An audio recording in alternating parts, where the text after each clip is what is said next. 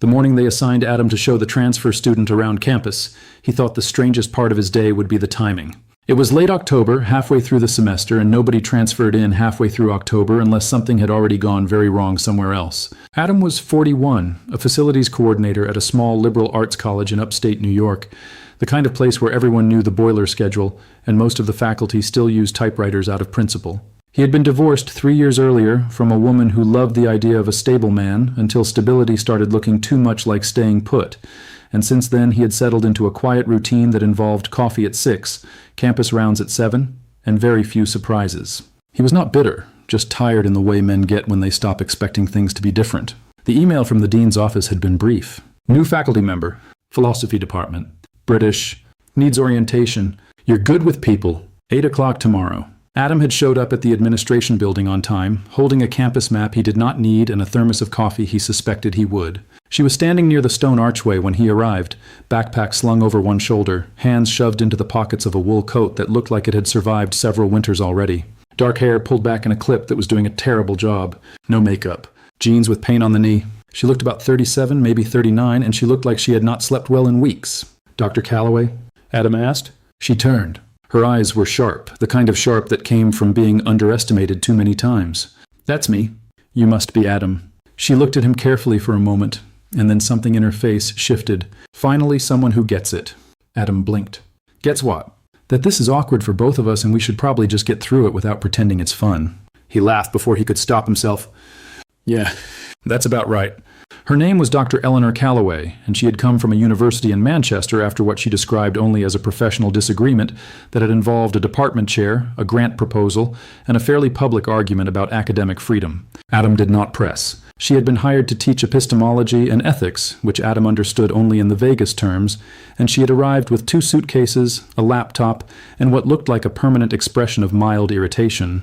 They walked the perimeter of the main quad first, Adam pointing out the dining hall, the library, the student union where the coffee was cheaper but significantly worse. Eleanor listened without taking notes, asked practical questions about heating schedules and where to park, and did not once pretend to be charmed by the brick facades or the ivy. "It's very American," she said finally, looking up at the clock tower. "Is that good or bad?" "It's factual." They passed a cluster of students on the lawn, and one of them, a senior named Josh who worked part-time in the facilities office, waved. "Morning, Adam. Who's the new professor?" "Dr. Calloway," Adam said. "Philosophy." Josh grinned. "Oh man, good luck. That department's a nightmare." Eleanor did not react, but Adam saw her jaw tighten slightly. After they had walked a few more steps, she said quietly, "Does everyone here warn you about things? Or just me?" "Mostly you," Adam admitted. "You've been described as difficult." "By whom?" "The dean's assistant, also the department secretary, also someone in payroll I've never met." Eleanor stopped walking. "And what do you think?" Adam considered.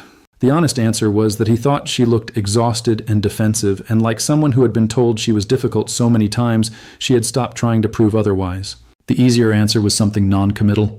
He chose the first one. "I think people call women difficult when they're tired of being managed." She stared at him. For a long moment, neither of them spoke. Then she smiled, just slightly, and it was the first time her face had softened since they met. "All right," she said. "Show me where I'm supposed to teach." The philosophy building was old, built in the 1890s, and it smelled like dust and old wood and decades of faculty meetings that had gone too long. Eleanor's office was on the 3rd floor, a narrow room with one window that faced a brick wall and a desk that looked like it had been salvaged from a high school. There was a stack of outdated textbooks on the shelf and a filing cabinet that did not lock. Eleanor set her bag down and looked around. "Charming." "It gets better," Adam said. "There's a radiator that actually works." "Does it make noise?" "Like a freight train." "Perfect." She walked to the window and stood there for a moment, arms crossed, looking out at nothing. Adam stayed near the door, unsure whether to leave or wait. Finally, she turned back. "Can I ask you something?" Adam set his thermos down on the desk. "After this morning, I feel like I should be nervous." "You probably should." She paused. "Why did they pick you to do this?" "Because I know where things are and I don't complain." "That's not an answer." Adam shrugged. "I think they figured I wouldn't try to make you feel welcome." Eleanor's expression shifted again, somewhere between surprise and something close to relief. "Well, they were right." Over the next 3 weeks, Adam saw Eleanor around campus more than he expected. She was always moving between buildings, always carrying too many books, always looking like she was late for something. They crossed paths in the library one afternoon when Adam was checking a heating vent and Eleanor was sitting at a corner table surrounded by student papers, a cold cup of coffee beside her laptop. "Still settling in?" Adam asked. She looked up, trying. Half my students think philosophy is about opinions, and the other half think I'm here to tell them what to believe. What are you here to do? Teach them to think without being afraid of being wrong. Adam leaned against the table. How's that going? Badly. She closed her laptop. One of them cited a Reddit thread in an essay about Kant. Was it a good thread? She laughed, and it surprised both of them. It was not. 2 days later, Eleanor showed up at the facilities office just after 5. Adam was finishing a work order when she knocked on the door frame. Do you have a minute? Sure. She stepped inside, holding a folded piece of paper. I need a favor, and I'm not good at asking for favors, so I'm just going to say it. My radiator exploded this morning. There's water all over my office floor, and I have a stack of final drafts that are now part of a very depressing modern art installation. Adam stood. Did you call maintenance? I did. They said they'd get to it next week. Next week. Apparently there's a priority system, and faculty complaints rank somewhere below the gym. Adam grabbed his toolbox. Let me see it. They walked across campus in silence, the early winter air cold enough that their breath fogged. When they reached her office, Adam saw that the radiator had not exploded so much as cracked along a rusted seam, and the water had spread across half the floor, soaking into a cardboard box of student essays and a small rug that looked like it had come from her apartment. Adam knelt beside the radiator and turned the valve. This is older than both of us. Can you fix it? I can stop it from leaking. Fixing it means replacing the whole unit, and that takes a requisition form in about 6 weeks. So I freeze until Christmas. Adam stood and wiped his hands on his jeans. Or I move you. To where? There's an empty office on the 2nd floor. Bigger window? Radiator from this decade. Eleanor looked at him. Why is it empty? Because the last guy who had it retired and nobody's fought over it yet. And you can just move me? Adam shrugged. I'm facilities. I have keys to everything. She did not say thank you, but something in her face changed, and Adam knew she meant it anyway. The following week, Eleanor invited Adam to a departmental lecture she was giving on moral luck. He had no idea what moral luck was, but he showed up because she had mentioned it twice and because he was curious. The lecture hall was half full, mostly students and a few faculty members who looked like they were there out of obligation. Eleanor stood at the front of the room without notes, speaking clearly and without hesitation about responsibility, consequence, and the gap between what people intend and what actually happens. Adam understood maybe 60% of it, but he understood all of the way she carried herself, the way she did not apologize for being smart, the way she made eye contact with students who looked confused and waited until they nodded. Afterward, as people filtered out, one of the senior professors approached her. His name was Dr. Whitman, and Adam recognized him from faculty meetings as the kind of man who interrupted women and called it intellectual rigor. Interesting talk, Eleanor, Whitman said, though I think you might be overstating Nagel's position on agent regret. Eleanor smiled thinly. I don't think I am. Well, we can discuss it. Maybe over coffee. I'd love to hear more about your work in Manchester. I'm sure you would.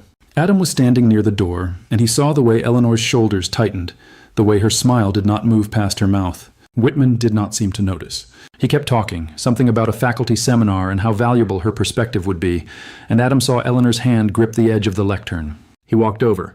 Eleanor, we need to check that heating unit before it gets dark. She turned, and the relief in her eyes was immediate. Right, I forgot. Whitman frowned.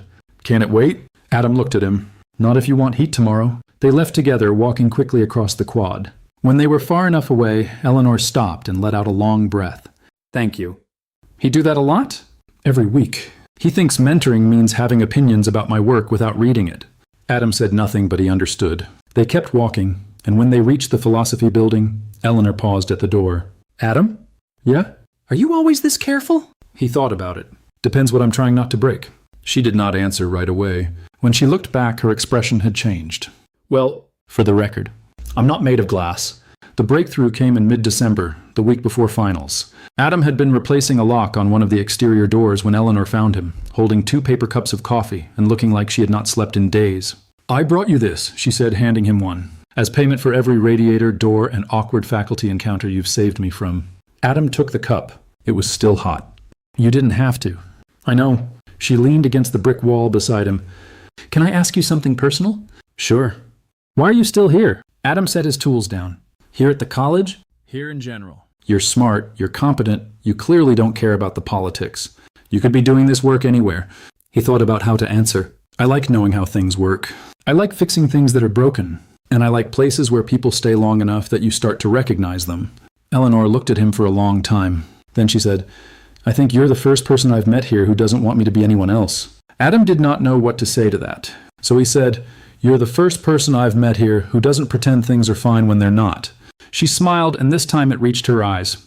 Adam? Yeah? If I asked you to get a drink with me after work, would you say yes? He looked at her. Yeah, I would. 6 months later, Adam stood in Eleanor's apartment, which was still mostly unpacked, and watched her try to hang a picture frame on a wall that was not cooperative. She had been at the college for a full academic year now, tenure track secured, and she had stopped looking over her shoulder every time someone disagreed with her. You're doing it wrong, Adam said. I'm doing it fine. The nail's crooked. Eleanor stepped back and tilted her head. It's crooked because the wall's crooked? The wall's not crooked. Then I am. Adam walked over and took the hammer. He adjusted the nail, checked the level, and handed the frame back. Eleanor hung it, stepped back, and nodded. Better. See? She turned and looked at him. Adam? Yeah? I'd love it if you stayed. He kissed her then, soft and unhurried, and she leaned into him like she had been waiting for it. When they pulled apart, she smiled. Finally. Finally what? Finally, someone who gets it. 3 years later, they were married in the college chapel, a small ceremony with a handful of friends, and a reception in the faculty lounge. Eleanor wore a simple dress and kept making jokes about the institutional coffee. Adam wore a suit he had bought the week before and kept his vows short. When the dean asked if anyone objected, one of the philosophy professors raised his hand as a joke, and Eleanor told him to sit down. Everyone laughed. What would you have done if you had been assigned to show someone difficult around, only to realize they were just tired of being misunderstood? And have you ever met someone who saw you clearly the first time? Tell me your story in the comments. If you liked this one, leave a like, subscribe, and I'll see you in the next video.